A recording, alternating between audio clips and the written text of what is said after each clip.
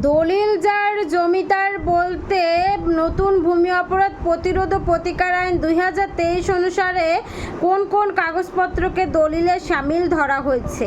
আসলে নতুন ভূমি অপরাধ প্রতিরোধ ও প্রতিকার আইন 2023-এর কিন্তু গ্যাজেট আকারে প্রকাশ হলেও বিধিমালা পাশ হয়নি এখনও, তবে অতি শীঘ্রই বিধিমালা এই সরকারের আন্ডারে পাশ হয়ে যাচ্ছে।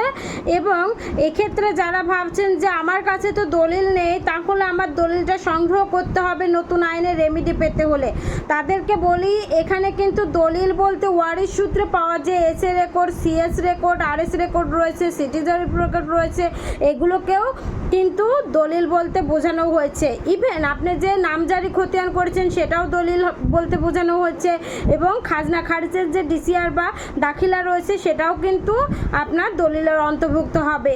সুতরাং দলিল মানে শুধুমাত্র সাবকবলা দলিল নয়।